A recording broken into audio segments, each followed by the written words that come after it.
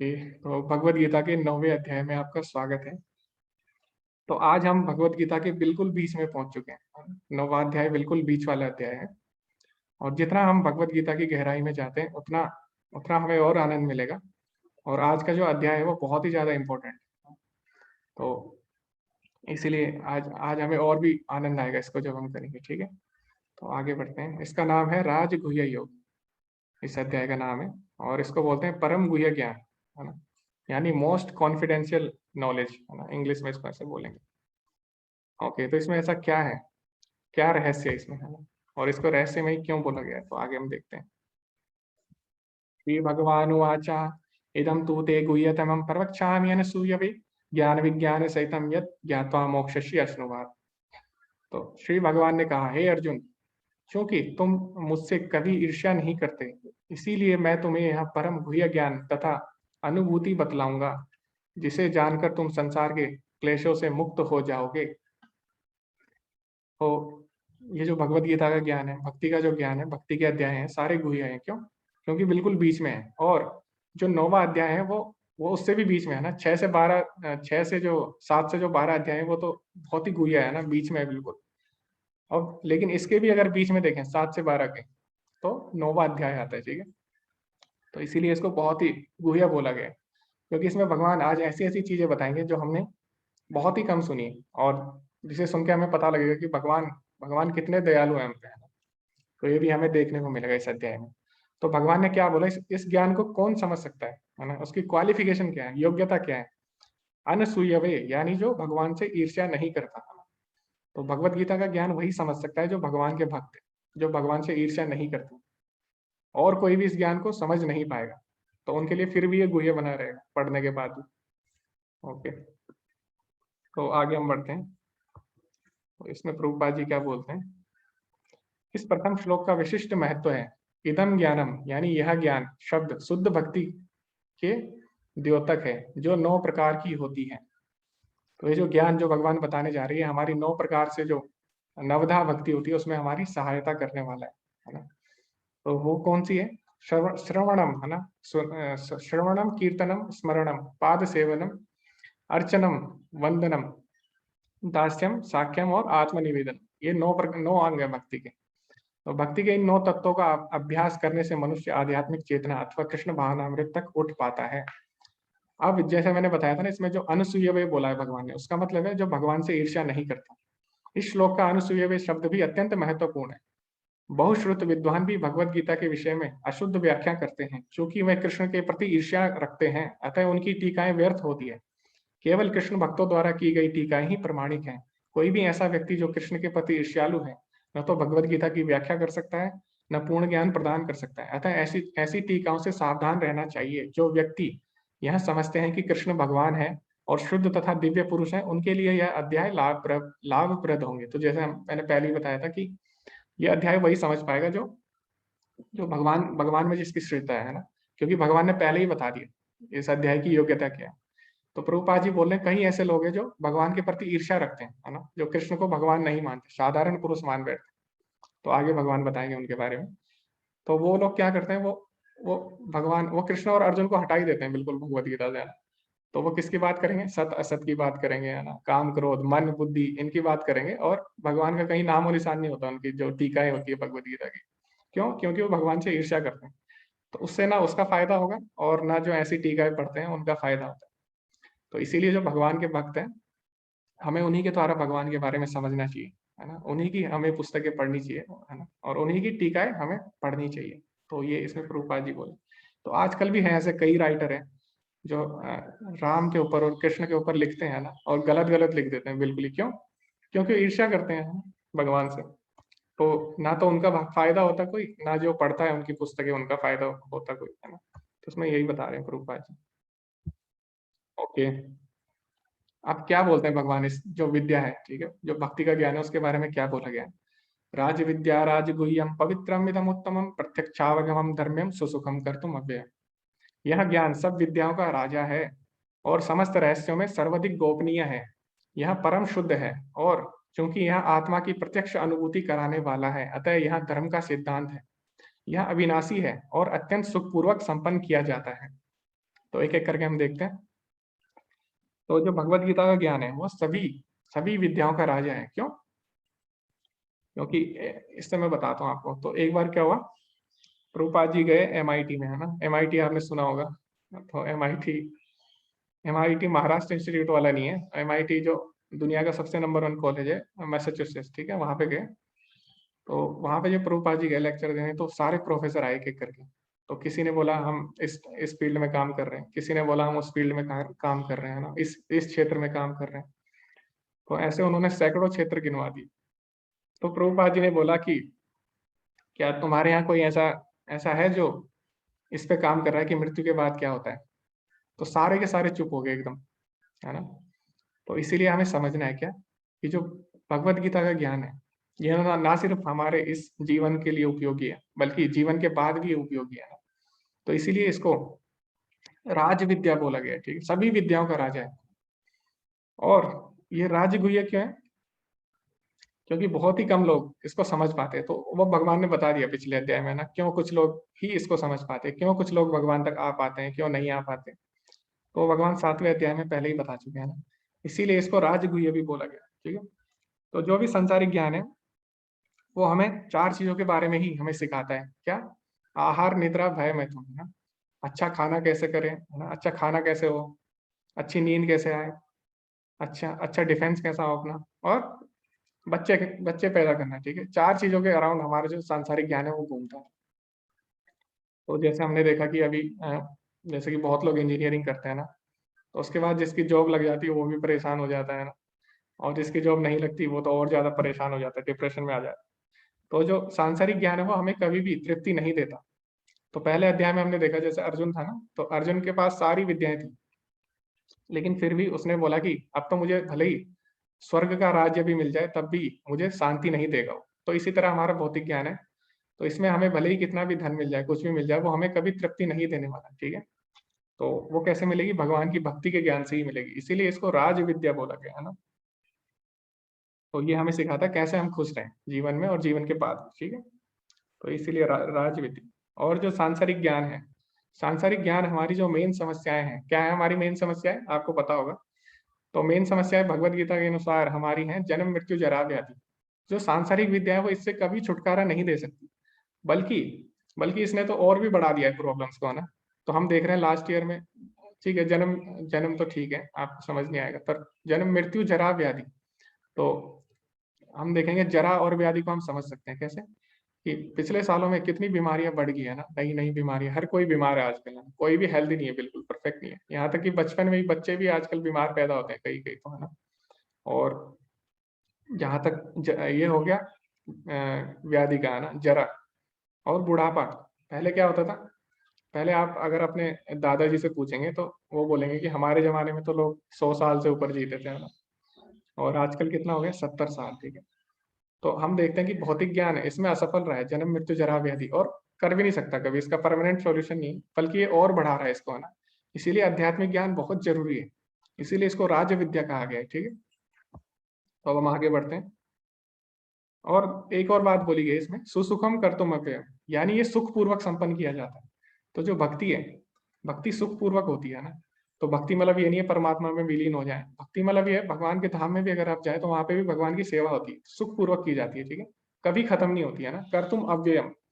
ऐसा नहीं है कि आप भगवान के धाम चले गए वहां पे आप सो गए आराम से, है ना। तो ये सुख पूर्वक संपन्न की जाती है और कभी भी खत्म नहीं होती, अविनाशी है, ठीक है। तो ये इसमें बताया गया हमें। अब ऐसे लोगों का क्या होता है जो भगवान में जिनकी श्रद्धा नहीं होती, है ना। तो भगवान बताते हैं, अश्रद्धाना पुरुषा धर्मस्यास्य परंतप अप्राप्य माम निवर्तन्ते मृत्यु संसार वर्तमनि। तो इसका मतलब क्या है? हे परंतप, जो लोग भक्ति में श्रद्धा नहीं रखते वे मुझे प्राप्त नहीं कर पाते। अच्छा, तो उससे क्या होगा? अतः वह इस भौतिक जगत में जन्म मृत्यु के मार्ग पर वापस आते रहते हैं, ठीक है। तो उनकी संसार से आसक्ति है तो संसार में आ जाते हैं ना। तो इसमें इतना बड़ा सोचने वाली बात नहीं है। अब जिसकी भगवान से आसक्ति हो जाएगी वो भगवान के पास चले जाएगा, है ना। तो हमने कल भी डिस्कस किया था। तो जो भगवान को नहीं मानते वो तो इसमें जो जन्म मृत्यु का चक्र है इसमें बार बार घिरे रहते हैं। तो शंकराचार्य जी ने भी, आपने शंकराचार्य जी ने एक भजन लिखा है भज गोविंदम। तो उसमें वो क्या बोलते हैं पुनरपि जन्मम पुनरपि मरणम पुनरपि जननी जठरे शयनम यह संसारे बहुत दुस्तारे कृपया पारे पाहे मुरारे। तो बोलते हैं पुनरपि जन्मम, है ना, बार बार जन्म होता है बार बार हमारा मरण होता है, और बार बार हम जो जठर अग्नि माता के गर्भ में वहां पे जाते हैं, वहां पे तपते हैं। तो ये चलता रहता है। तो किससे प्रार्थना कर रहे हैं? कृपया पारे पाहे मुरारे, हे कृष्ण मुरारी, तुम ही इस जो बंधन है, जन्म मरण का बंधन है, इससे छुटकारा दिला सकते हो। ठीक है, तो जन्म मृत्यु के बंधन से छुटकारा दिलाने का एक ही तरीका है, क्या? कृष्ण यानी मुरारी, है ना, उनसे प्रार्थना कर रहे हो। ठीक है, तो हमें ये बात समझनी होगी, है ना। और एक बहुत ही अच्छा भजन है, तो उसमें काफी सिद्धांत लिखे हैं। तो उसमें ये भी आता है कि बालस्तावत क्रीड़ा आसक्ता, यानी जब हम बच्चे होते हैं तो हम खेल कूद में आसक्त हो जाते हैं ना। और तरुणा तावस तरुणी तरुणी आसक्ता, तो यानी जब हम युवा होते हैं तो युवती से आकर्षण होता है, या युवती का युवा से हो जाता है। और वृद्धास्तावस चिंता आसक्ता, तो जब जब हम वृद्ध होते हैं तो हमारी चिंता से आसक्ति हो जाती है। पर ये ब्रह्मणि को पी न सकता, लेकिन जो इससे ऊपर भगवान है उसके लिए कोई भी आसक्त नहीं होता। तो ये उसी भजन की लाइन है, तो आप पढ़ना उसको, भज गोविंदम सर्च करके, उसमें काफी अच्छी अच्छी चीजें बताई गई हैं। ओके, अब आगे भगवान क्या बोलते हैं? यह संपूर्ण जगत मेरे अव्यक्त रूप द्वारा व्याप्त है, समस्त जीव मुझ में है, किंतु मैं उनमें नहीं हूँ, है ना। तो ये भगवान पहले भी बता चुके हैं, किसमें? 7वें अध्याय के 7वें श्लोक में, जिसमें भगवान ने एग्जाम्पल दिया था ना, मत्ता परतरम नान्य किंचित अस्ति धनंजय मई सर्वमिदं प्रोक्तम सूत्रे मणिगणा इव। तो भगवान ने बताया कि मैं किस तरह, सब जीव मुझी पे टिके हैं, जिस तरह जो मोती होते हैं वो धागे पे टिके रहते हैं, है ना, लेकिन धागा मोतियों से अलग होता है ना। इसी तरह भगवान अव्यक्त रूप में अपनी शक्तियों के रूप में हर जगह व्याप्त है ना, सब चीज उन्हीं पे टिकी है, लेकिन भगवान उनमें नहीं है, भगवान उनसे अलग है फिर भी। ठीक है, तो ये बात हमें समझनी होगी। ओके, तो जैसे क्या होता है, मकड़ी होती है ना, तो मकड़ी अपना जाला बनाती है। ठीक है, तो मकड़ी कभी भी अपने जाले के अंदर नहीं फंसती, है ना, उसमें चारों तरफ घूम सकती है। ठीक है, और टाइम आने पर क्या करती हो, जाले को निगल भी लेती है। तो इसी तरह भगवान है, भगवान पूरा संसार बनाते हैं और पूरे संसार में कहीं भी घूम सकते हैं बिना फंसे। ठीक है, तो हम लोग तो माया में फंस जाते हैं, लेकिन भगवान बिना फंसे घूम सकते हैं, मकड़ी जैसे जाले में घूमते हैं। और एक टाइम बाद भगवान क्या करते हैं, प्रकृति का नाश भी कर देते हैं ना, और फिर दोबारा प्रकट भी कर देते हैं। तो मकड़ी के एग्जाम्पल से हम इसको अच्छी तरह समझ सकते हैं। तो आगे बढ़ते हैं। तो भगवान बोले, तथापि मेरे द्वारा उत्पन्न सारी वस्तुएं मुझ में स्थित नहीं रहती, जरा मेरे योग ऐश्वर्य को देखो। यद्यपि मैं समस्त जीवों का पालक हूँ और सर्वत्र व्याप्त हूँ, लेकिन मैं इस विराट अभिव्यक्ति का अंश नहीं हूँ, मैं सृष्टि का कारण स्वरूप हूँ। तो भगवान बोल रहे हैं कि मैं इस प्रकृति का कोई अंश नहीं हूँ, बल्कि मैं इसका कारण हूँ, है ना। तो बल्कि मेरे से प्रकृति आई है। ठीक है, तो एक मैं लेक्चर देख रहा था यूट्यूब पे, उसमें एक बाबा जी थे, तो बाहर के हैं वो, तो बोल रहे थे कि वो अपने गुरु के बारे में बोल रहे थे कि गुरु के अंदर भी परमात्मा का अंश है, और कृष्ण के अंदर भी परमात्मा की वही ज्योति है, और राम के अंदर भी परमात्मा की वही ज्योति है। तो सबके अंदर वही ज्योति है। और लोगों ने कमेंट में उनकी तारीफ भी की थी, लेकिन हमें समझना है ऐसा नहीं है। ठीक है, जो कृष्ण है वो अंश नहीं है किसी के, यहाँ वो खुद परमात्मा है। ठीक है, राम किसी के अंश नहीं है, खुद भगवान है। ठीक है, तो हमें ये चीज समझनी होगी। तो यहाँ पे भगवान खुद बोल रहे हैं, कृष्ण, है ना। तो अगर आप भगवत गीता पढ़ोगे तो आप ऐसे भ्रमित नहीं होगे किसी भी चीज से। तो यहाँ पे भगवान बोले, मैं सृष्टि का अंश नहीं हूँ, बल्कि मैं उसका कारण हूँ। ठीक है, तो हमें ये चीज समझनी होगी, इसलिए भगवत गीता पढ़नी बहुत जरूरी है आजकल, वरना हम भटक जाएंगे हम भी। जिस प्रकार सर्वत्र प्रवाहमान प्रबल वायु सदैव आकाश में स्थित रहती है, उसी प्रकार समस्त उत्पन्न प्राणियों को मुझ में स्थित जानो। तो जिस तरह वायु है ना पूरे आकाश में रहती है स्थित, इसी तरह सारे प्राणी भगवान में स्थित है। ठीक है, आगे क्या है? संपूर्ण विराट जगत मेरे अधीन है, यह मेरी इच्छा से बारंबार स्वतः प्रकट होता रहता है और मेरी इच्छा से अंत में विनष्ट हो जाता है। तो जब महाप्रलय होती है ना, तो हमने बताया था ना महाप्रलय के बारे में, जब ब्रह्मा जी के 100 साल कंप्लीट हो जाते हैं, तो उसके बाद क्या होता है, जो सृष्टि होती है वो भगवान के जो रोम है महाविष्णु के, उसमें समा जाती है ना, और फिर उनकी इच्छा से दोबारा प्रकट होती है। तो ये चलता रहता है। ठीक है, सृष्टि का सृजन और विनाश चलता रहता है ना बार बार।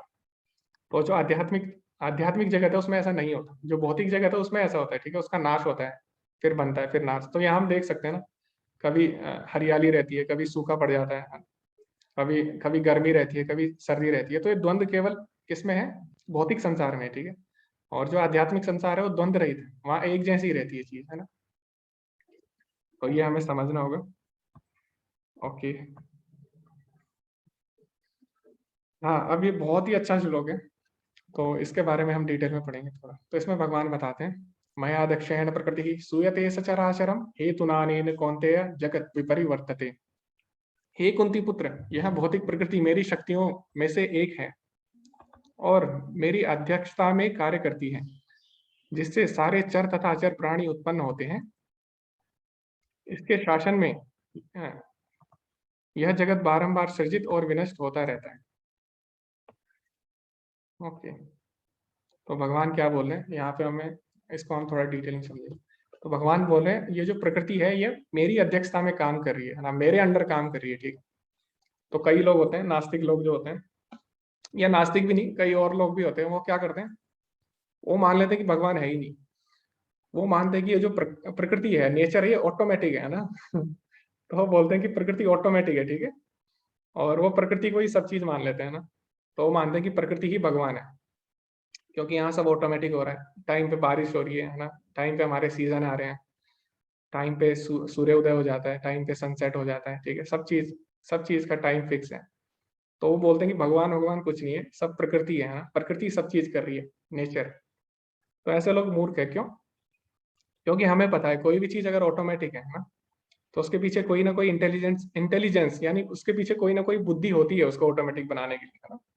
तो जैसे आप एटीएम मशीन में जाओ, एटीएम मशीन को क्या बोलते हैं, ऑटोमेटिक टेलर मशीन, है ना। तो एटीएम मशीन अगर ऑटोमेटिक है तो उसके पीछे कितने लोगों का दिमाग होगा, क्यों? उसके पीछे सॉफ्टवेयर इंजीनियर होंगे, है ना, जिसने उसको बनाया होगा, है ना। बहुत चीजें हैं, है ना, बहुत चीजें हैं उसको ऑटोमेटिक बनाने के लिए।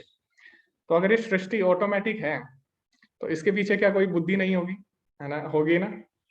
तो भगवान यही बोल रहे हैं कि जो प्रकृति है जिसको तुम ऑटोमेटिक बोल रहे हो, वो मेरे अंडर कार्य कर रही है, ठीक है। उसको ऑटोमेटिक मैंने बनाया है, ठीक है। तो हमें ये बात समझनी होगी, बहुत ही जरूरी है ना। तो सबके पीछे भगवान है, ऑटोमेटिक के पीछे, ठीक है। तो अगर हम देखें कि जैसे कि अर्थ भी एक झुकी हुई है ना, एक एंगल पे, शायद 24 डिग्री के आसपास है, 24.5 ऐसी कुछ।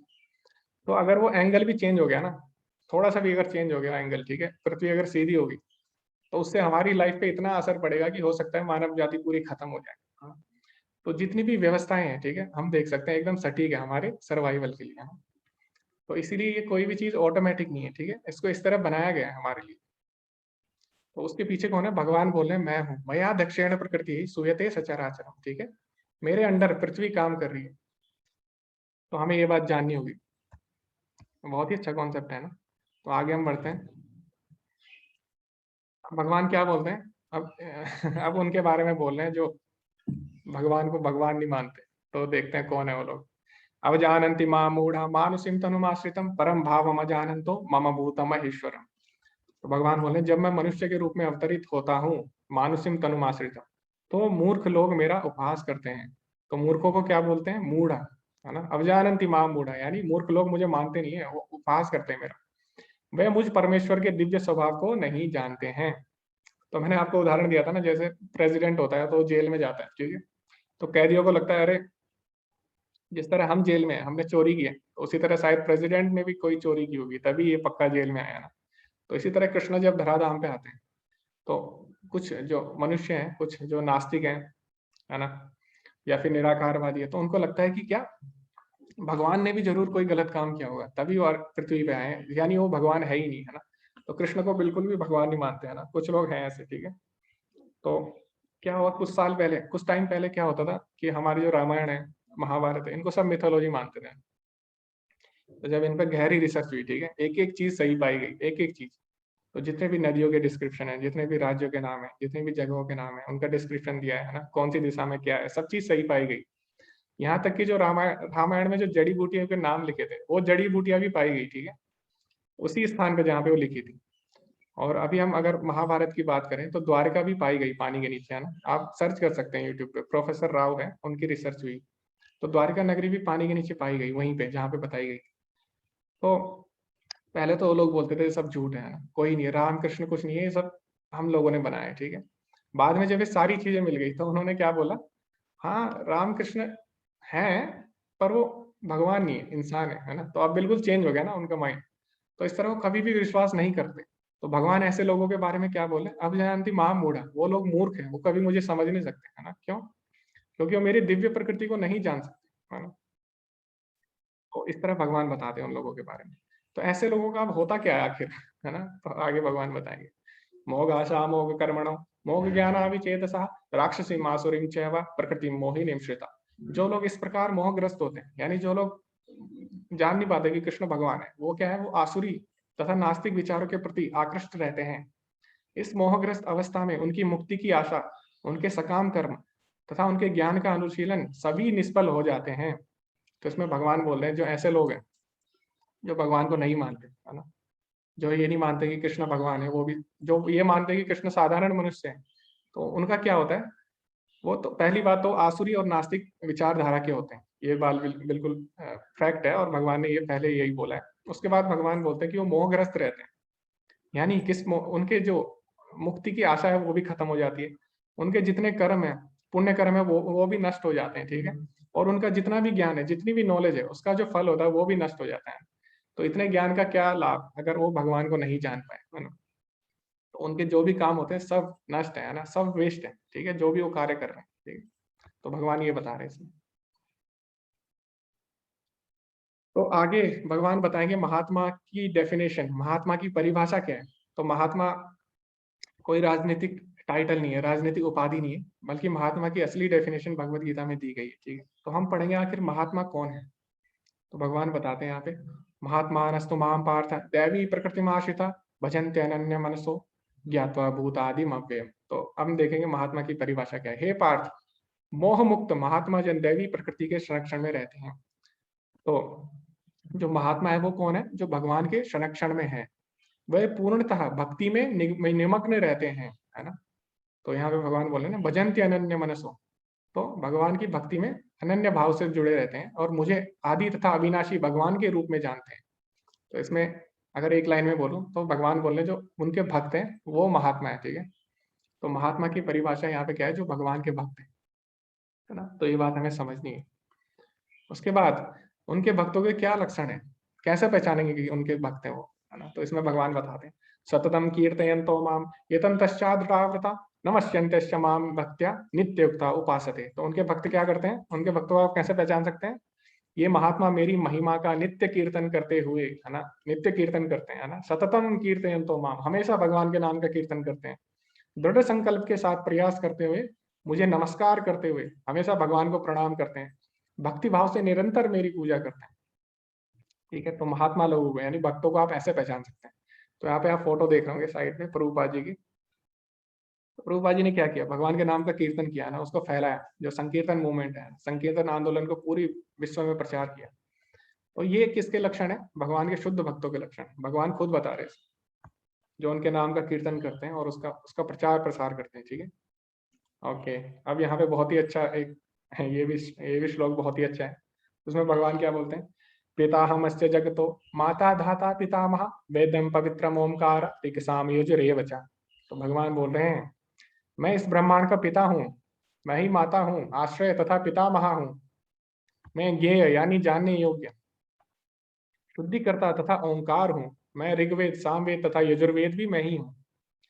तो ठीक है, बाकी चीज तो हम समझ सकते हैं आसानी से, लेकिन इसमें जो समझना है मेन हमें क्या है, भगवान बोले हैं तुम्हारा पिता भी मैं ही हूँ, माता भी मैं ही हूँ, और तुम्हारा दादा यानी पितामह भी मैं ही हूँ, ठीक है।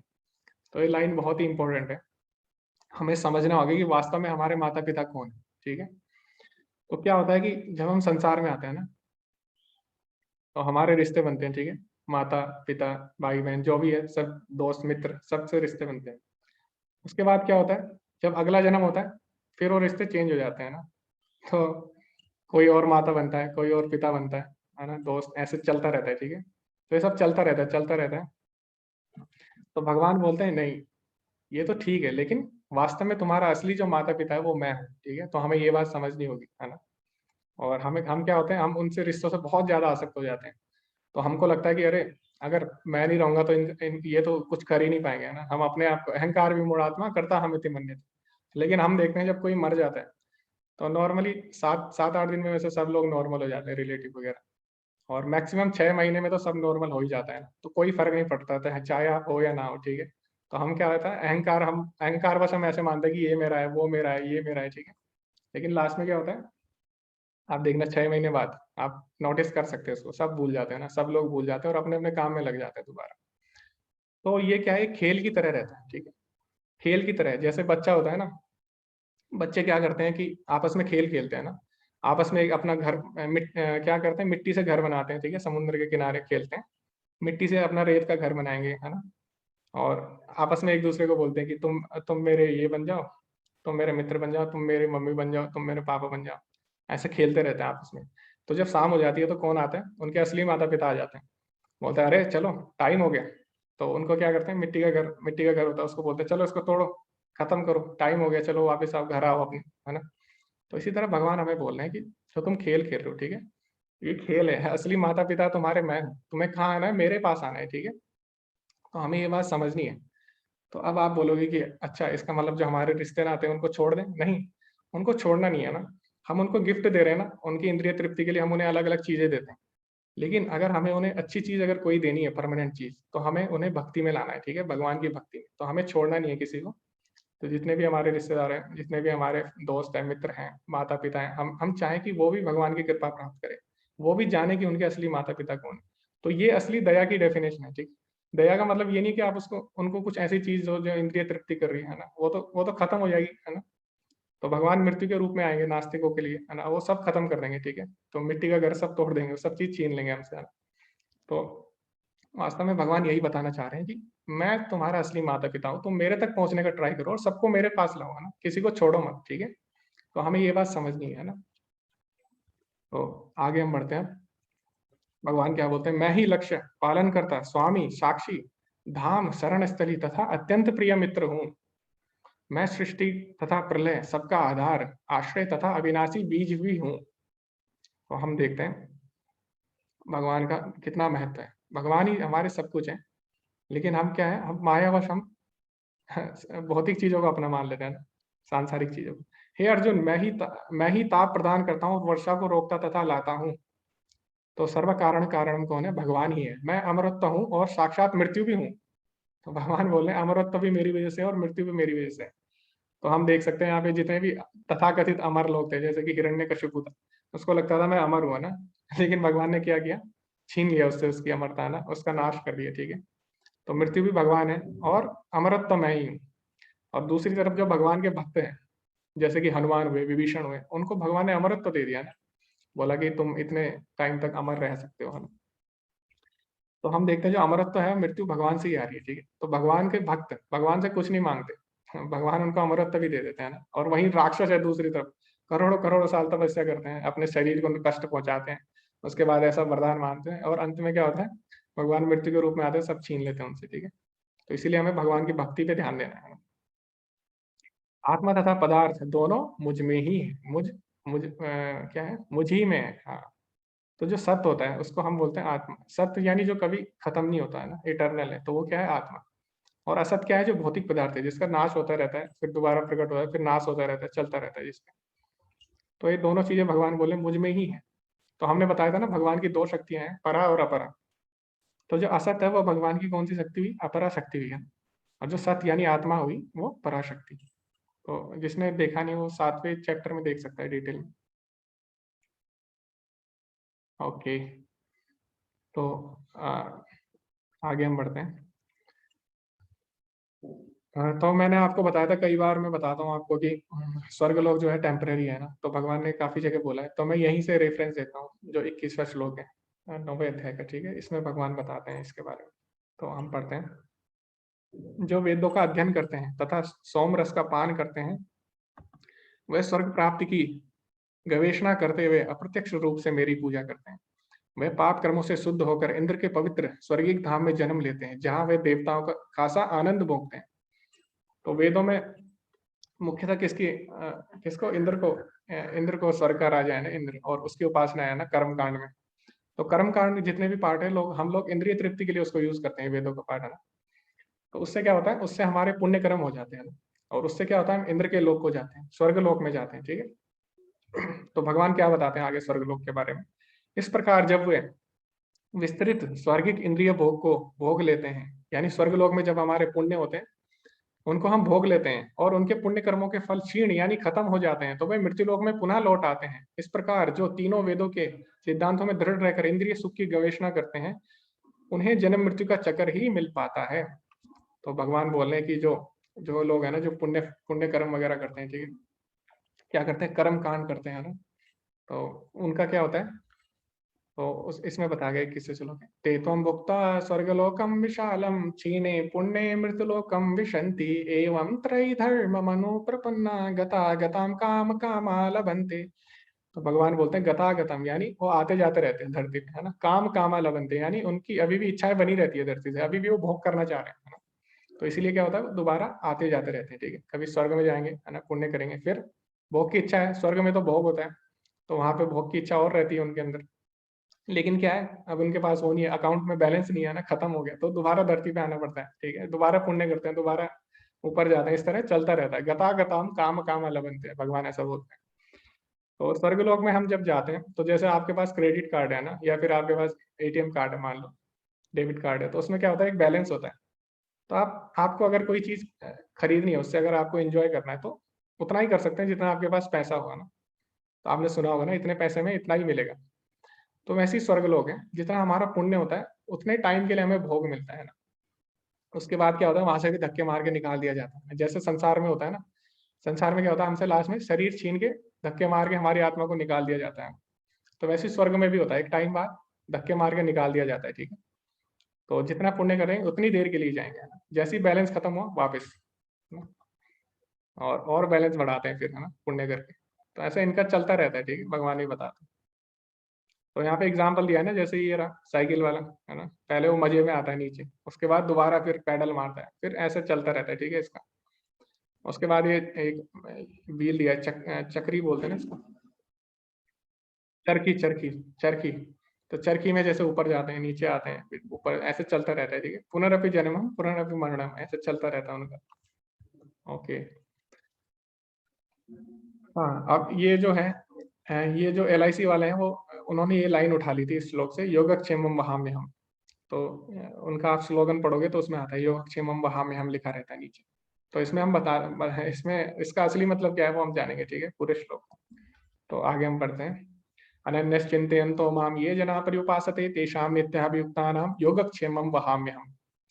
तो भगवान बोले, किंतु जो लोग अनन्य भाव से मेरे दिव्य स्वरूप का ध्यान करते हुए निरंतर मेरी पूजा करते हैं, उनकी जो आवश्यकताएं होती हैं उन्हें मैं पूरा करता हूँ, और जो उनके पास है उसकी मैं रक्षा करता हूँ।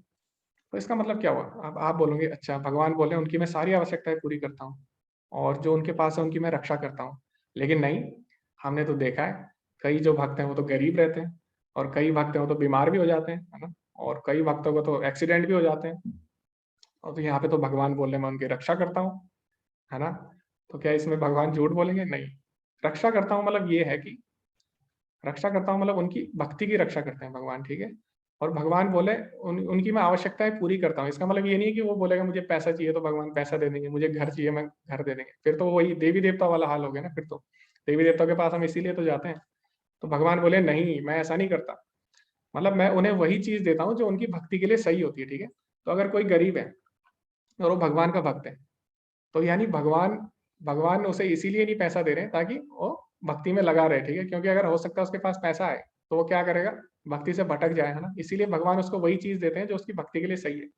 तो ऐसा भक्त भले ही आपको बाहर से देखने में गरीब लगे, है ना, दुख, लेकिन वो दुखी नहीं होता, कभी भी खुश रहता है हमेशा, क्यों, क्योंकि भगवान का भक्त है और भगवान ने उसे वही दिया है जो उसको उसके लिए जरूरी है, ठीक है, तो वो हमेशा संतुष्ट रहता है, ठीक है। तो बाहर से आपको लग सकता है ये बीमार है, ये है, ऐसा है, गरीब है, लेकिन नहीं, अंदर से खुश है, क्यों, क्योंकि भगवान ने उन्हें वही चीज दी है जो उनके लिए सही है। तो ऐसा है, ठीक है। तो जैसे जैसे मैं एग्जांपल भी दिया था कई बार, जैसे जटायु है, ठीक है। तो जटायु सीता माता को बचा रहा था, लेकिन क्या हुआ, बचा नहीं पाया, है ना। तो बाहर से लोगों को लग सकता है कि वो फेल हो गया, है ना, असफल हो गया, लेकिन ऐसा नहीं है, ठीक है। तो वो तो बल्कि साक्षात भगवान के धाम गया ना, भगवान ने खुद खुद उसका अंतिम संस्कार किया ना। तो भक्ति में कभी नाश नहीं होता, ठीक है। तो भगवान हमेशा रक्षा करते हैं हमारी भक्ति की, तो भगवान इसमें यही बता रहे हैं, योगक्षेमम वहाम्या, है ना, इसका मतलब ये है, ठीक है। इसका मतलब ये नहीं है कि जटायु फेल हो गया, उसको तो भगवान का धाम मिल गया, पास हो गया हो ना। तो बाहर से हमें लग सकता है, ठीक है, कि भक्त के साथ ऐसा क्यों हुआ, वैसा क्यों हुआ, उस पर हमला हो गया, ये हो गया, लेकिन उसकी जो आत्मा की रक्षा करते हैं भगवान, ठीक है। शरीर का तो वैसे भी नाश होना ही है ना किसी तरह। ओके, आगे भगवान क्या बोलते हैं, ये अपि अनन्य देव भक्ता यजन्ते श्रद्धयान्विता ते अपि मामेव कौन्तेय यजन्ति अविधि पूर्वकम। हे कुंती पुत्र, जो लोग अन्य देवताओं के भक्त हैं, है ना, जो देवी देवताओं के पास जाते हैं और उनकी श्रद्धा पूर्वक पूजा करते हैं, वास्तव में वे भी मेरी पूजा करते हैं, किंतु ये त्रुटिपूर्ण ढंग से, है ना। तो भगवान बोल रहे हैं जो देवी देवता है वो भगवान के अंश है ना? तो भगवान बोलते हैं आगे आने वाले अध्याय में, अहम आदि ही देवानाम, तो मैं ही सभी देवताओं का क्या हूँ, आदि हूँ, है ना, यानी मेरे से ही आते हैं, तो सब देवता भगवान के अंश है। तो तो भगवान बोले वो डायरेक्ट मेरे पास नहीं आते, लोग क्या करते हैं, अविधि पूर्वक, है ना। तो वो अविधि पूर्वक क्यों बोल रहे हैं, क्योंकि वो अपनी भौतिक इच्छाओं के लिए उनकी पूजा कर रहे हैं, ठीक है। और जैसे हम डायरेक्ट भगवान के पास नहीं जाना चाहते हैं, क्यों, क्योंकि हमें छोटे मोटे सुख के लिए ही, हम इंद्रिय तृप्ति के लिए उसी में खुश हो जाते हैं, ठीक है, इसलिए हम भगवान को कभी समझ नहीं पाते। तो भगवान बोले ऐसी पूजा अविधि पूर्वक है, ठीक है। तो हम अगर देवी देवताओं के पास जाए तो हमें भक्ति मांगनी चाहिए, है ना, तो वो फिर विधि पूर्वक हो जाएगा, ठीक है। तो अविधि पूर्वक मतलब है हम भौतिक इच्छा के लिए जब जाते हैं, ठीक है, उसको अविधि पूर्वक बोलते हैं। ओके, यान्ति, अब भगवान बोलते हैं ऐसा उनके साथ क्या होता है फिर, यान्ति देवव्रता देवान पितरन यान्ति पितृव्रता भूतानि यान्ति भूतेज्या यान्ति मद्याजिनो अभिमा। जो देवी देवताओं की पूजा करते हैं वे देवताओं के बीच में जन्म लेंगे, और जो पितरों की पूजा करते हैं वे पितरों के पास जाते हैं। जो भूत प्रेतों की उपासना करते हैं वे उन्हीं के बीच जन्म लेते हैं, और जो मेरी पूजा करते हैं वे मेरे साथ निवास करते हैं। तो सिंपल है, जहाँ की टिकट आप कटाओगे वहीं आप जाओगे, ठीक है। जो देवी देवता की पूजा करेगा वो मैक्सिमम उसका क्या होगा, स्वर्ग लोग जाएगा, और स्वर्ग क्या है, टेम्पररी, वहां से फिर वापस आएगा, क्योंकि उसके मन में अभी भी भोग इच्छा है ना। तो हमेशा मांगता ही रहा हो भौतिक इच्छाएं, है ना, भौतिक इच्छा थी उसके मन में, और फिर दोबारा उसको आना पड़ता है, ठीक है। तो इसी तरह जो पितरों की पूजा करेंगे वो पितरों के पास जाते हैं। और जो भूत प्रेतों की, कई लोग होते हैं तांत्रिक होते हैं ना, तो तंत्र विद्या है ना, तो उनकी पूजा करते हैं भूत प्रेतों की। तो भगवान बोलते हैं ऐसे लोगों का क्या होता है, तो ऐसे लोग भूतों के बीच ही जन्म लेंगे, ठीक है। तो जो जहाँ की टिकट कटाएगा वो वहां जाएगा, ठीक है। तो ये हमारे ऊपर है पूरा, भगवान ने हमें छूट दी है, ठीक है। भगवान किसी को फोर्स नहीं कर रहे हैं, भगवान बस बता रहे हैं, है ना। भगवान बस हमें बता रहे हैं कि टिकट कहाँ की कटानी चाहिए, है ना, कहाँ कहाँ की टिकट अवेलेबल है, भगवान ये बता रहे हैं, ठीक है। अब हमारे ऊपर हम कहाँ की टिकट कटाना चाहते हैं। ओके, अब ये जो श्लोक है ये बहुत ही इंपॉर्टेंट है। क्यों, क्योंकि जब भगवान को हम भोग लगाते हैं तो हमें देखना है कैसे हमें भगवान को भोग लगाना है, ठीक है। तो इसमें भगवान उसके बारे में बताते हैं, पत्रम पुष्पम फलम तोयम यो मे भक्त्या प्रयच्छति तदहम भक्ति उपहर्तम अश्नामी परयात्मनः। यदि कोई प्रेम तथा भक्ति के साथ मुझे पत्र पुष्प फल तथा जल प्रदान करता है तो मैं उसे स्वीकार करता हूँ। तो पहली बात हमें ये समझनी है कि ठीक है, एक एक करके सारे पॉइंट हम डिस्कस करते हैं। तो भगवान ने चार चीजें बोली है सिंपल, क्या, पत्रम यानी पत्ता, पुष्पम फूल, फलम यानी फल, तोयम यानी जल। तो ये चार चीजें हर जगह पाई जाती है, ठीक है। तो भगवान की कोई आपसे हाई फाई डिमांड नहीं है, ठीक है, हाई फाई डिमांड नहीं है। तो कोई ऐसा बोले कि अरे हम तो बहुत गरीब है, हम भगवान को भोग कैसे लगाए, तो भगवान तो ऐसी सिंपल चीज मांग रहे हैं जो तो हर जगह होती है ना। तो इंडिया में हर जगह है, या फिर बाहर भी जाओ ये चार चीजें तो हर जगह है, क्या, पत्रम पुष्पम फलम तोयम, है ना। ये चार चीजें हर जगह मिल जाएगी, है ना। तो इसीलिए भगवान ये बोले कि भगवान एक्चुअली क्या चाहते हैं हमसे, वो भगवान ने खुद बोला है, क्या, प्रेम तथा भक्ति के साथ, ठीक है। तो भगवान को अगर हम भोग लगाएं तो कैसे लगाना है, प्रेम तथा भक्ति के साथ, है ना। तो प्रभुपाद जी बोलते हैं कि भगवान भगवान कोई भूखे नहीं है ना, भगवान हमारे भोग के भूखे नहीं है। भगवान की सेवा तो अनंत क्या करोड़ों लक्ष्मियां कर रही है ना। वहां पे आया ना, लक्ष्मी सहस्त्र शत संभ्रमम सेव्य मानम। तो सहस्त्रों हजारों लक्ष्मियां उनकी सेवा में विराजमान है, लेकिन भगवान को हम क्यों लगाते हैं भोग, प्रेम और भक्ति के साथ भोग लगाते हैं, क्यों, क्योंकि जब हम भगवान को अर्पित करते हैं भोग, उसको जब हम ग्रहण करते हैं तो भगवान की प्रेम और भक्ति फिर हमें मिलती है ना। तो भगवान जब भोग स्वीकार करते हैं तो उसमें बदले में हमें क्या देते हैं, अपना प्रेम और भक्ति देते हैं, ठीक है। तो हम भगवान को अगर प्रेम और भक्ति से भोग देंगे तो भगवान उसमें प्रेम और भक्ति देते हैं ना। तो ऐसा होता है, ठीक है। तो हम अपनी शुद्धि के लिए भगवान को भोग लगाते हैं, ना कि भगवान की तृप्ति के लिए। तो भगवान को तो किसी की जरूरत नहीं है किसी खाने की, है ना, लेकिन हमारी शुद्धि के लिए हमें भोग लगाना चाहिए, ठीक है, ताकि हम भगवान को जान सके और हमारी भक्ति और प्रेम और बढ़ सके, इसलिए हम भोग लगाते हैं। तो कई लोग क्वेश्चन करते हैं, भोग तो वैसे ही रहता है, भगवान तो खाते नहीं है, हमने देखा अभी भी 4 समोसे थे, अब बाद में भी 4 समोसे हैं, तो कैसे भगवान ने कैसे खा लिया फिर? और इसका जवाब आपको मिलेगा ब्रह्म संहिता में, ठीक है। तो ब्रह्म संहिता में भगवान क्या बोलते हैं?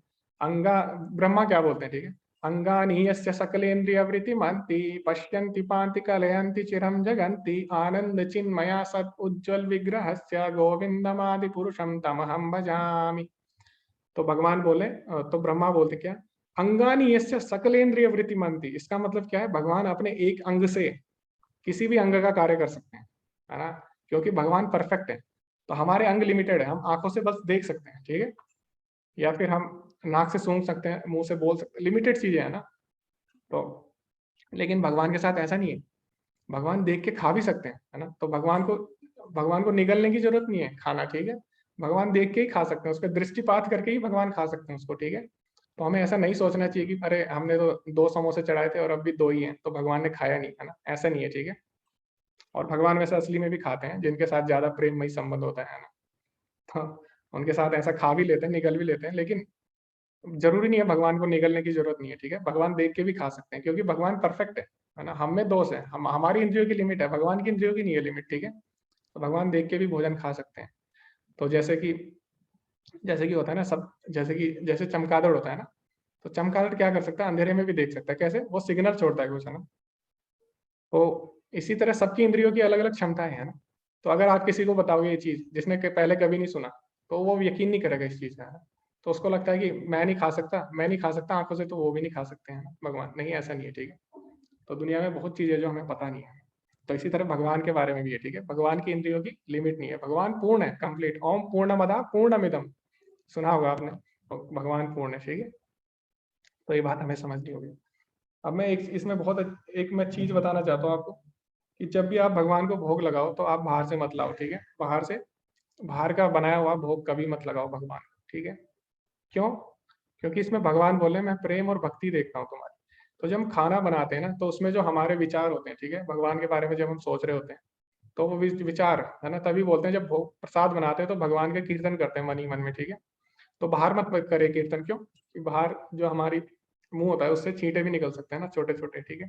तो इसीलिए भोग जब बनाते हैं तो बोलते नहीं है, ठीक है। मन ही मन में कीर्तन, या आप कीर्तन लगा सकते हैं भगवान के। तो उस समय जो हमारी भक्ति भाव से जब हम भोग बनाते हैं भगवान के लिए, तो भगवान हमारी भक्ति लेते हैं उसमें से, ठीक है। तो इसीलिए आप ये मत सोचिए कि मैं बाहर से होटल से खरीद के 56 भोग लगा दूंगा, नहीं। भगवान भूखे थोड़ी ना आपके भोग के, भगवान तो आपकी भक्ति और प्रेम देखेंगे। और क्या होता है ना, जब आप होटल या कहीं बाहर से मंगाते हो, तो उन लोगों ने प्रेम पूर्वक नहीं बनाते वो लोग, है ना। तो हो सकता है कोई अपने घर से लड़के आया हो, या हो सकता है कोई कोई जेल से आया हो, ठीक है, कोई जेल से छूट के आया हो, है ना। हो सकता है कोई गलत काम करके आया हो, है ना। सफाई तो है ही, खैर वो तो एक इशू है, सफाई तो खैर पता नहीं होगी कि नहीं, वैसे बहुत मुश्किल है। तो आपने देखा ही होगा वीडियो में गोलगप्पे वाले क्या कर रहे थे, है ना। एक वीडियो लीक हुआ था ना, टॉयलेट कर रहा था उसी में। तो ऐसे बहुत चीजें हैं, ठीक है, हमें इसका ध्यान देना है ना। तो भगवान इस चीज के भूखे नहीं है, भगवान पेट भरने के लिए नहीं खा रहे हैं आपका, ठीक है। तो आप चाहे खुद से बनाओ, ठीक है। आपको ये सोचना होगा कि हमें खुद से भगवान के लिए बनाना है ना। तो खुद से बनाना है, भगवान ने कोई हाई फाई चीज नहीं मांगी आपसे। अगर कुछ नहीं है आपके पास, तो पत्रम पुष्पम फलम तो है, ना 4 चीजें आप चढ़ा सकते हैं, ठीक है। तो इसीलिए हमें ध्यान देना है, ठीक है। बाहर से बिल्कुल मत चढ़ाएं भगवान को। तो कई लोग क्या करते हैं, कुछ भी चढ़ा देते हैं। कोई कुरकुरे चढ़ा देता है, कोई चॉकलेट चढ़ा देता है ना, कोई कुछ भी, ऐसे मैंने देखा है। तो इसमें यही बताया गया है। तो हमें खुद से भगवान के लिए बनाना है, ठीक है। बाहर का खाना भगवान को खाने की जरूरत नहीं है, भगवान वैरायटी नहीं देख रहे खाने की, भगवान उसमें प्रेम देखेंगे, ठीक है। तो इसीलिए आप प्रेम से अगर ये भी चढ़ाएंगे, पत्रम पुष्पम फलम तो है, भगवान उसी में खुश है, ठीक है। तो वो जरूरी है। बाकी भोग कैसे लगाना है उसकी मैं वीडियो भेज दूंगा आपको, है ना। उसमें क्या क्या नियम है, जैसे मैंने बताया ना, बात नहीं करना है, ऐसी बहुत नियम है, ठीक है। तो मैं एक वीडियो भेज दूंगा, उसमें पूरा बताया कौन सा अर्पित करते टाइम कौन सा मंत्र बोलना है, ग्रहण करते टाइम कौन सा मंत्र बोलना है, और किस तरह भगवान के लिए भोग बनाना चाहिए। ओके। तो आगे भगवान बोलते हैं, यद करोषि यद अश्नासि यद जुहोषि ददासि यद यद तपस्यसि कौन्तेय तत्कुरुष्व मदर्पणम। हे कुंती पुत्र, तुम जो भी करते हो, जो भी खाते हो, जो कुछ अर्पित करते हो या दान देते हो, और जो भी तपस्या करते हो, उसे मुझे अर्पित करते हुए करो। तो भगवान ये नहीं बोले तुम ये छोड़ो, वो छोड़ो, ये भी छोड़ो। भगवान बोल रहे हैं जो भी कार्य तुम कर रहे हो, मुझे उसका एम बनाओ, ठीक है। मुझे अर्पित करते हुए करो वो कार्य। तो इस भगवान क्यों बोल रहे हैं ये? क्योंकि इससे हम शुद्ध होंगे, ठीक है, हमारा हृदय शुद्ध होगा इस, और हम भगवान की भक्ति, भगवान की सेवा और अच्छे से कर पाएंगे, ठीक है। तो भगवान इसीलिए बोल रहे हैं कि तुम जो भी कुछ खाते हो पीते हो और जो भी दान देते हो, जो भी तपस्या कर रहे हो, तो मुझे अर्पित करते हुए करो। हमें भगवान को अपना एम बनाना है, ठीक है, एम बनाते हुए कोई भी कार्य करना है। अभी बहुत ही अच्छा श्लोक है। तो एक दिन किसी ने पूछा था ना माता जी ने कि कई नास्तिक लोग हैं, तो वो तो खुश हैं, वो भगवान की भक्ति नहीं कर रहे, तो उनको भी खाना पीना मिल रहा है ना, उनको सब चीज मिल रही है, सारी फैसिलिटी मिल रही है, वो तो भगवान के भक्त नहीं है, तो ऐसा क्यों हो रहा है? तो मैंने यही श्लोक रेफरेंस दिया था माता जी को, है ना। तो ये श्लोक क्या है? समोहम सर्वभूतेषु न मे द्वेषोऽस्ति न प्रियः ये भजन्ति तु माम भक्त्या मयि ते तेषु चाप्यहम्।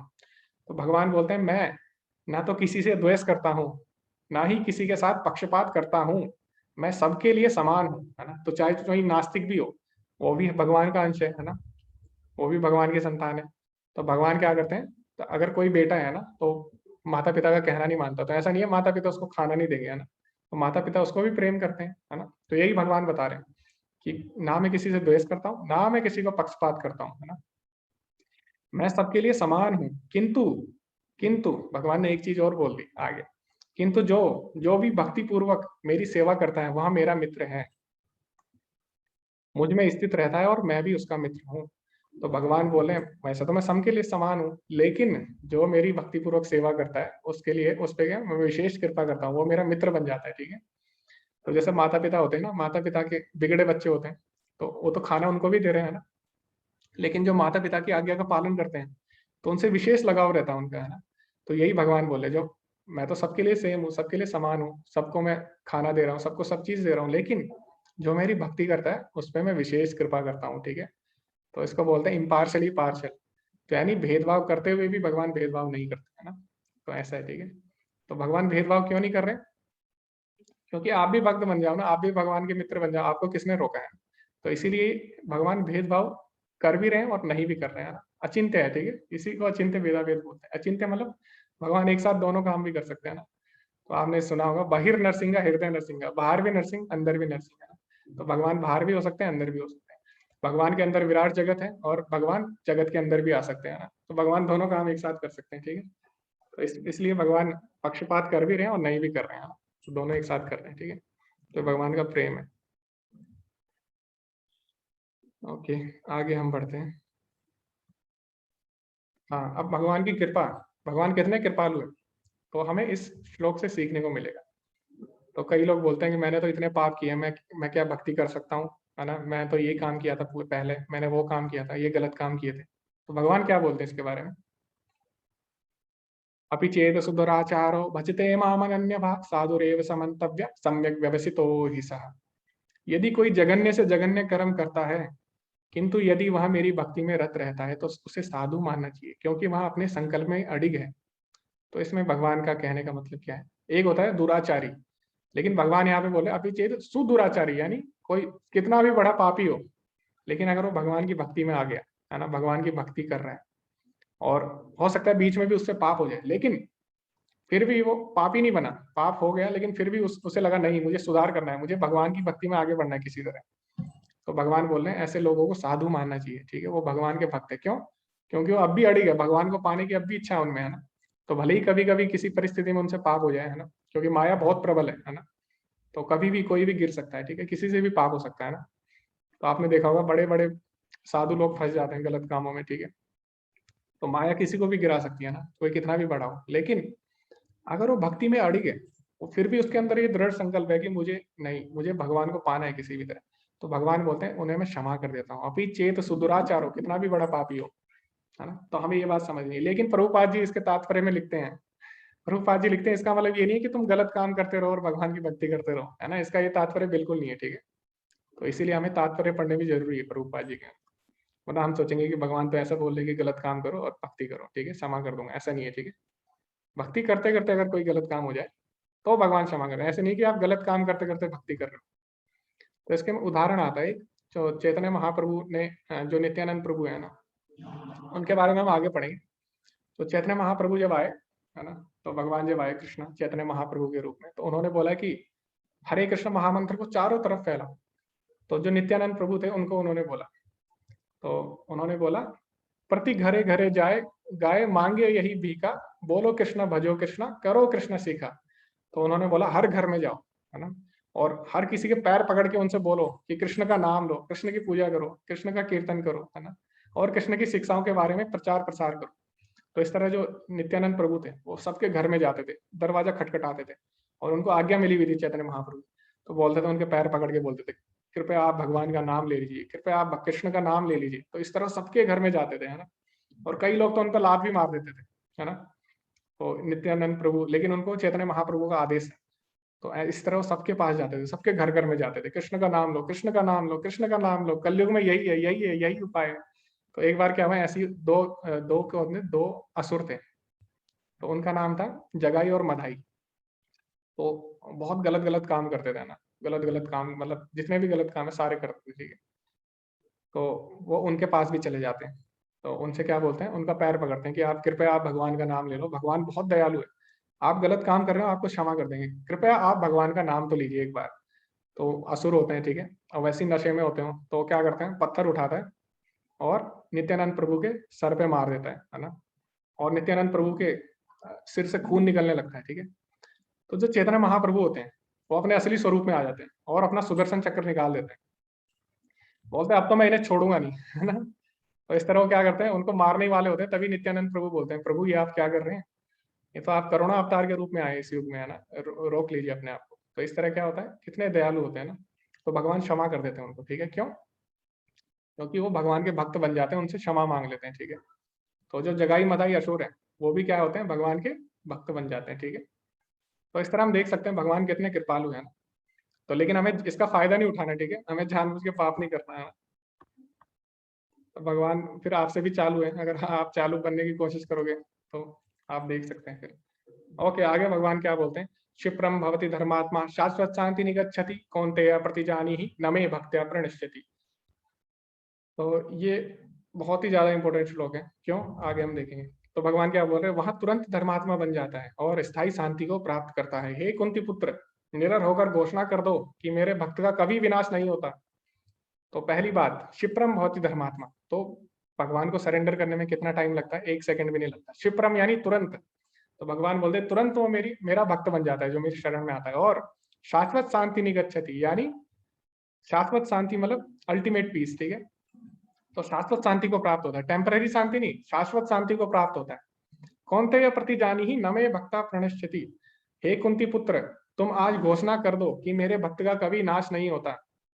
तो इसमें क्वेश्चन, ये श्लोक पता इंपॉर्टेंट क्यों है, क्योंकि इसमें भगवान अर्जुन को बोल रहे हैं कि तुम घोषणा करो कि मेरे भक्त का कभी नाश नहीं होता। तो भगवान अर्जुन को क्यों बोल रहे हैं? भगवान खुद भी तो बोल सकते हैं कि मेरे भक्त का कभी नाश नहीं होता। भगवान अर्जुन को क्यों बोल रहे हैं फिर कि हे अर्जुन तुम घोषणा करो कि मेरे भक्त का कभी नाश नहीं होता। तो भगवान अर्जुन को इसलिए बोल रहे हैं क्योंकि भगवान अपने अपने जो वादे हैं, भगवान के अपने प्रोमिस है, उससे भगवान मुकर सकते हैं। लेकिन अगर किसी भक्त ने कोई वचन दिया है तो भगवान उसको कभी नहीं तोड़ते। यानी भगवान अपने वचन तोड़ सकते हैं लेकिन अपने भक्त के वचन कभी नहीं तोड़ सकते। तो इसीलिए भगवान अर्जुन को बोल रहे हैं, अर्जुन तुम घोषणा करो। हो सकता है मैं अपना वचन तोड़ दूं लेकिन तुम्हारा वचन मैं कभी नहीं तोड़ूंगा। क्यों? क्योंकि तुम मेरे भक्त हो, ठीक है। तो अर्जुन तुम घोषणा करो, है ना। तो बहुत ही ज्यादा इंपॉर्टेंट है, ठीक है, कितने भक्तवत्सल है भगवान।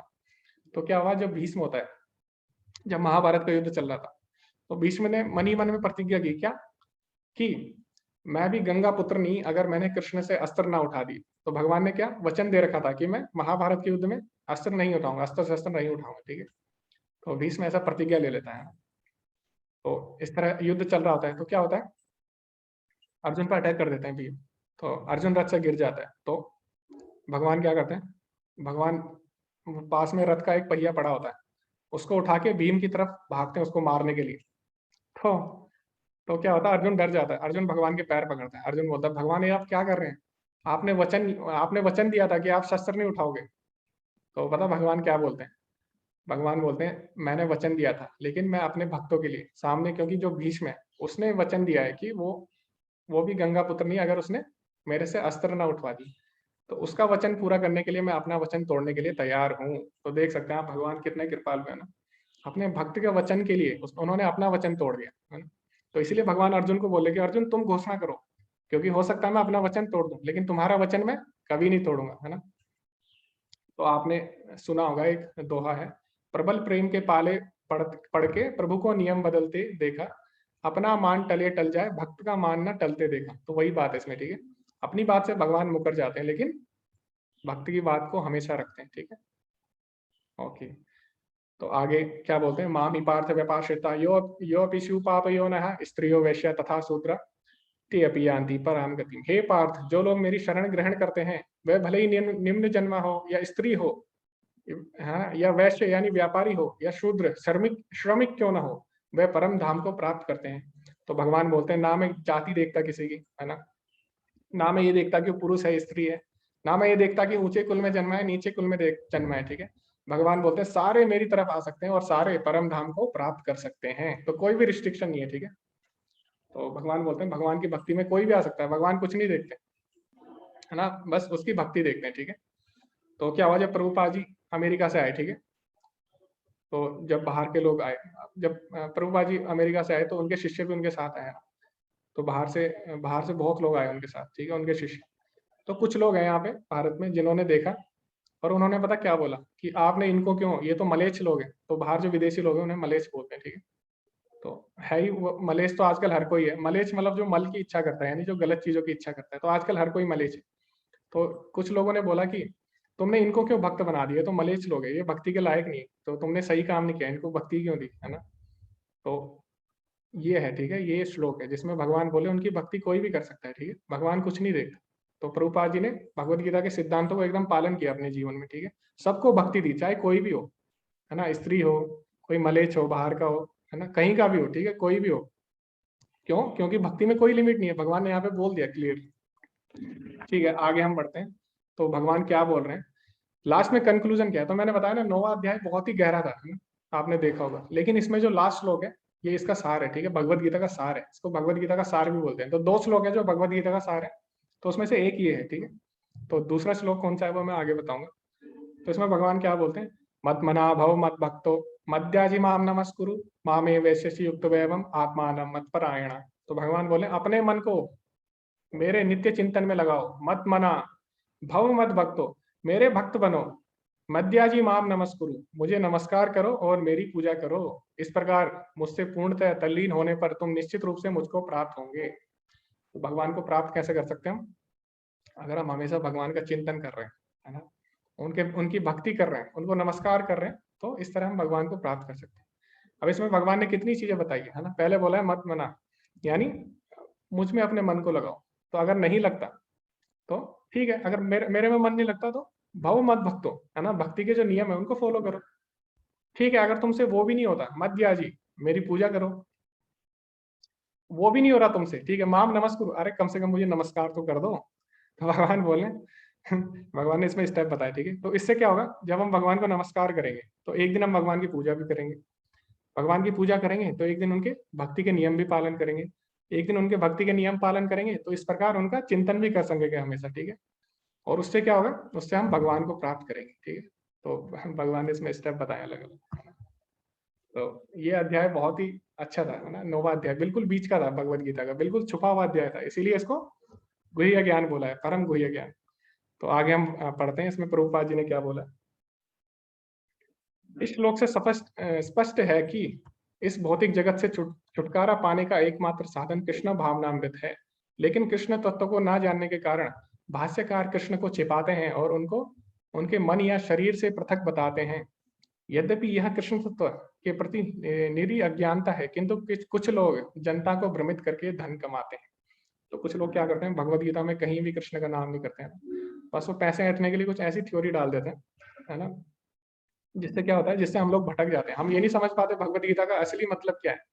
तो जब तक हम कृष्ण को नहीं समझेंगे तो भगवत गीता का असली मतलब कैसे पता होगा। तो यहाँ पे भगवान बोलते हैं मत मना भव मत भक्तो, तो वो कुछ और ही मतलब निकाल लेते हैं इसका, है ना।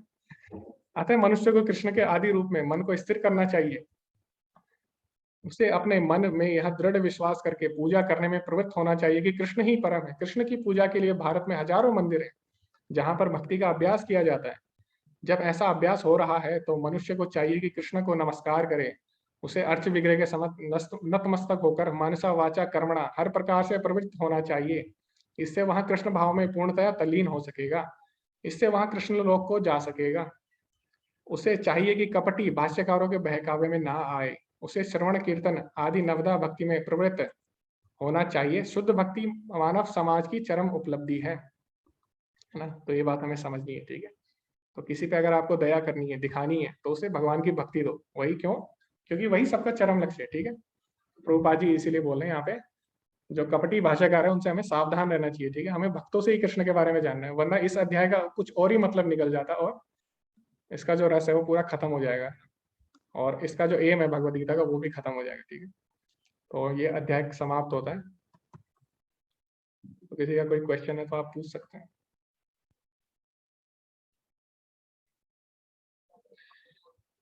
ओके, प्रशांत प्रभु जी बोल रहे हैं, बीते कुछ टाइम से मुझे अपनी एज बढ़ने का बहुत दुख होने लगा है। किसी बुजुर्ग को देखता हूँ तो लगता है क्या इन्हें डर नहीं लगता कि अब इस संसार को छोड़कर जाने का टाइम आ गया है, और अपने मम्मी पापा को एक दिन इस पृथ्वी से जाने की बात सोचकर डर जाता हूँ। तो प्रभु जी तभी तो भगवत गीता का ज्ञान बहुत जरूरी है, क्योंकि भगवत गीता हमें यही बताती है कि जो असली माता पिता कौन है हमारे, ठीक है, भगवान है। जितने भी ये जो खेल चला है ये तो चल ही रहा है ना। तो आप क्या करें, आप अगर उनको आपको सच में अगर सिंपति है किसी से, तो आप उनको भगवान की भक्ति के बारे में बताइए, ठीक है। तो तभी आपका रिश्ता और अच्छा हो सकेगा, ठीक है। क्योंकि आप उन्हें वो चीज दे रहे हो जो परमानेंट है। आप किसी को गिफ्ट देते हो तो टूट जाता है कुछ दिनों में, या कई लोग तो देखते भी नहीं है, उसको एक तरफ रख देते हैं। तो आप उसको भक्ति दीजिए, क्योंकि भक्ति शाश्वत है, ठीक है। तो इस तरह आप उन पर कृपा कर सकते हो ना, उनको भगवान की कृपा देंगे, ठीक है। राधा कृष्णा की शादी, क्या प्रभु जी कहाँ से ठीक है, क्या बोल रहे हैं? अभी तक शादी की बात चल रही है। गुरु जी राधा कृष्ण की शादी हुई थी या नहीं? प्रभु जी अगर आप पढ़ेंगे, कौन सा पुराण है, ब्रह्म वैवर्त पुराण अगर आप पढ़ेंगे, है ना, हरिवंश पुराण पढ़ेंगे, तो उसमें साफ साफ लिखा हुआ है, ठीक है, ये चीज कहाँ पे हुई थी, जगह का नाम भी दिया है। और जो प्रभु जी है विनोद प्रभु जी, उनको तो जगह का उनको तो पता है, वो तो मथुरा में ही रहते हैं ना, तो उनको पता है कहाँ पे हुई थी शादी, ठीक है। ठीक है, निहारिका माता जी क्या बोले, जो लोग कार्तिक एकादशी का व्रत करते हैं क्या उनको उद्यापन भी करना होता है, अगर हाँ तो कैसे? माता जी ये तो उद्यापन वगैरह मुझे नहीं पता, क्योंकि हम लोग उद्यापन नहीं करते कभी भी, हम हमेशा हर एकादशी का व्रत रखते हैं, ठीक है। तो उद्यापन वो लोग करते हैं जो जो किसी इच्छा के लिए कार्तिक जो एकादशी रखते हैं, ठीक है। तो वो लोग हमेशा उद्यापन करते हैं, क्यों? क्योंकि जब उनका काम पूरा हो गया, खत्म, अब व्रत बंद। लेकिन हमारे साथ ऐसा नहीं है, हम हर एकादशी को भगवान का व्रत रखते हैं, उसको कभी भी खत्म नहीं करते, ठीक है। तो आप पंडित से पूछ सकते हैं, वहां पे ये चीज उनको पता होगी ज्यादा से, हम लोग नहीं करते उद्यापन। जी विनोद प्रभु जी, हरे कृष्णा। राधे राधे गुरु जी। जी जी गुरु जी, जैसे हम चैंटिंग करते हैं हरे कृष्णा हरे राम मंत्र को, तो जी जी इसका उच्चारण सही होना भी जरूरी है, जो भगवान का नाम ले रहे हैं। तो कल मैं एक भजन सुन रहा था कि मिश्री से मीठो नाम हमारी राधा रानी को, हमारी श्यामा प्यारी को। तो जी जी श्याम शब्द आ रहा है श्री कृष्ण के लिए, श्याम आ रहा है श्रीमती राधा रानी के लिए। तो हरे कृष्ण, और फिर हम मोस्टली सुनने में हरे कृष्णा आता है, कृष्ण बोलना चाहिए या कृष्णा गुरु जी? कृष्ण है, तो कृष्ण है। तो जब आप जल्दी बोलते हो तो ऐसा सुनाई देता है, लेकिन एक्चुअली में कृष्ण बोलते हैं, हरे कृष्ण हरे कृष्ण। तो आ का साउंड तो आ जाता है, लेकिन कृष्णा है असली में, ठीक है। तो नहीं, ज्यादातर तो फ्लुएंसी बनती है वो कृष्णा की ही बनती है, बनती जिसका है, मतलब कि हाँ। कुछ नहीं और नहीं, ही गलत होता नहीं। है शायद। नहीं नहीं प्रभु जी, कृष्णा आ जो शब्द आता है वो स्त्रीवाचक होता है, ठीक है। तो जैसे श्याम है, श्याम आ अगर आ गया तो स्त्रीवाचक हो गया, ठीक है। जैसे गंगा, है ना, सीता, आ जब आ जाता है तो स्त्रीवाचक हो जाता है संस्कृत में, ठीक है। तो ठीक है, लेकिन आप कृष्णा अगर जल्दी बोलते हो कृष्णा, तो आप जानबूझ के नहीं बोल रहे हो ना, वो तो फ्लो में ऐसा सुना ही देगा, अगर आप कृष्ण बोलोगे तब भी कृष्णा ही सुनाई देगा। तो आप तो, हरे कृष्णा ऐसे ही हाँ सुनने में आता है। और हाँ सुनने कृष्णा में का आता है, मतलब लेकिन तो, हाँ कृष्णा का कृष्ण मतलब तो राधा हो गया। कृष्णा का मतलब राधा नहीं है, द्रौपदी के लिए कृष्ण ने हाँ दिया हाँ था, हाँ कृष्ण हाँ ने हाँ, द्रौपदी को कृष्णा, कृष्णा कहा। कृष्णा, हाँ हाँ सही बात है। तो इसका मतलब उससे कनेक्ट नहीं हो पाते, हम द्रौपदी जी से कनेक्ट हो रहे हैं, इसका मतलब कि नहीं नहीं प्रभु कृष्णा जी, बोलते हैं तो। आपके मन में तो कृष्णा है ना। कृष्ण आप कृष्णा बोल रहे हो, सुनाई अलग दे रहा हो अलग बात है, लेकिन बोल तो आप कृष्ण रहे हो ना। वो तो प्रभु जी सुनाई दे रहा है उसकी बात अलग है, लेकिन बोल तो आप कृष्ण रहे हो ना, कृष्ण का चिंतन कर रहे हो, जी ठीक है। तो भगवान ने जी बोला ना, मत मनाव हो मत भुगतो, मेरा चिंतन करो, ठीक है। तो आप कर ही रहे हो ना। जी जी, हो गया आपका सवाल। हरे कृष्णा। जी। हरे कृष्ण। तो प्रभु जी मथुरा में रहते हैं, आप लोग जाना अगर वृंदावन तो इनसे कांटेक्ट कर सकते हैं, आपको घुमा देंगे सारी जगह वहाँ, है ना प्रभु जी? हम भी टूर करने वाले हैं वृंदावन का, तो मार्च में प्लानिंग है हम सबकी। अभी हम मायापुर गए थे सब लोग, तो बहुत ही मजा आता है। ऐसे ऑनलाइन मिलते हैं ना किसी से तो ज्यादा इंटरेक्शन नहीं हो पाता, और कई का तो पता भी नहीं लगता कौन कौन है। तो ऑफलाइन जब हम मिले पहली बार तो बहुत ही अच्छा लगा, क्योंकि हम लोग भी ऑनलाइन ही जुड़े थे 1 साल से। तो जब वहाँ पे सब लोग मिले तो बहुत ही अच्छा लगा। सब लोग चाह रहे थे कि अगला ट्रिप कब हो, तो अगला ट्रिप हो रहा है वृंदावन का मार्च में। तो मैं लिंक भेज दूंगा, आप सब लोग ग्रुप में ही रहे, ठीक है? और आप लोग रजिस्टर करते हैं, तो जब हम ग्रुप में जाते हैं ना तो हमारा सस्ता भी पड़ जाता है, ठीक है? तो बहुत ही कम पैसे में सब हो जाता है, रहना पीना खाना सब वही होता है मंदिर में, और घूम सब वही घुमाते हैं वो लोग। तो वो लोग आपको एक एक जगह के बारे में अच्छे से बताते हैं। तो पिछली बार जब मैं अपने दोस्त के साथ गया था तो हम मंदिर गए तो, लेकिन हमें पता ही नहीं लग रहा था इस मंदिर का सिग्निफिकेंस क्या है ना। लेकिन जब आप उनके साथ जाओगे तो वो लोग आपको बताएंगे ये मंदिर के पीछे की कहानी क्या है, यहाँ पे क्या हुआ था, यहाँ पे कृष्ण ने क्या किया था, यहाँ पे राधा रानी ने क्या किया था। तो पूरा आपको समझाएंगे वो लोग। और अब पूरा कीर्तन भी करते हैं, ठीक है? सड़कों पे आप कीर्तन भी करोगे और मंदिर के पास कीर्तन करोगे, बहुत ही अच्छा लगता है। तो जब आप लाइव कीर्तन सुनते हो ना, उसका अलग ही आनंद होता है। तो टीवी में आप सुनोगे इतना मजा नहीं आता, लाइव जिनको पता है उनको पता है कितना अच्छा लगता है जो लोग मंदिर जाते हैं। तो इसीलिए मार्च में आप भी तैयार रहना, ठीक है? मैंने आपको बता दिया है अभी, अप्रोक्सीमेटली मार्च में होगा, ठीक है? डेट कब होगी ये, क्योंकि यूपी में चुनाव भी है ना अभी, तो इसीलिए डेट फिक्स नहीं किया हमने। तो जब होगी तो मैसेज आ जाएगा ग्रुप में, ठीक? ओके, पीयूष प्रभु जी क्या बोल रहे हैं? सनातन धर्म की मेन धर्म ग्रंथ वेद है ना पुराण है, क्या पूछ रहे हैं? सनातन धर्म में सारे ही ग्रंथ मेन है प्रभु जी, ऐसा कुछ नहीं। तो जब हम जैसे एक एक चीजें अगर उठा लेते हैं किसी धर्म से, तो जैसे हम बोलते हैं इस्लाम से बाइबल उठा ली, और इस्लाम से कुरान उठा ली, क्रिश्चियनिटी से बाइबल उठा ली, तो हम सनातन धर्म से हम गीता उठा लेते हैं ना, क्योंकि वो सार है सब ग्रंथों का, ठीक है? तो ऐसा नहीं है कि कोई कम है कोई ज्यादा है, ऐसा कुछ नहीं है, ठीक है? गीता एक सार है सबका, तो इसीलिए अगर हम वो समझ ले तो भगवान बोलते हैं ना क्या यावानार्थ उत्पादने सर्वथा संप्लुतोदके तावान सर्वेषु वेदेषु ब्राह्मणस्य विजानता। तो भगवान बोलते हैं जिसने वेदों का तात्पर्य समझ लिया वही बुद्धिमान है, ठीक है? तो वेदों का तात्पर्य किसमें दिया है? भगवद गीता में दिया है। तो कोई भी छोटा बड़ा नहीं है, ठीक है? ओके, तो आज का अध्याय बहुत ही अच्छा था, किसी ज्यादा क्वेश्चन भी नहीं था, सबको मजा आया होगा। ठीक है, आज हम एंड करते हैं फिर। अच्छा, ध्रुव कुछ पूछना चाह रहे थे, सॉरी जी। ध्रुव, हरे कृष्णा। बाबूजी, आज जी मास ध्रुव, हरे कृष्ण बाबूजी। हरे कृष्णा ध्रुव। कब जाओगे मथुरा? हाँ मैं आप हाँ मैं आपको लिंक भेज दूंगा, ठीक है? आपके व्हाट्सएप पे, ओके। है ना? ध्रुव बहुत ही अच्छे भक्त हैं, ये किड्स क्लास की इन्होंने 3-4 बार कर ली है ना। और हरे कृष्ण महामंत्र का जप भी करते हैं ध्रुव।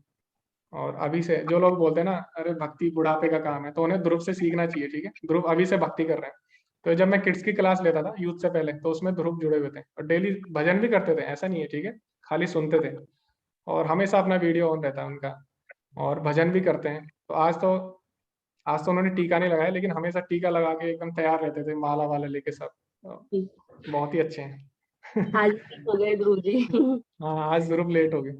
ओके ध्रुव, मिलते हैं, ठीक है? हरे प्रभु जी, कृष्णा। वैष्णव प्रणाम मंत्र बोलना है। अच्छा, वैष्णव प्रणाम मंत्र, हाँ बोलिए ध्रुव। पांचाकल्प विश्व कृपा सिंधु एव च पतितानां पावनेभ्यो वैष्णवेभ्यो नमो नमः। अनंत कोटि वैष्णवृंद की जय, जय की जय। जय। बहुत ही अच्छे, हरे कृष्णा।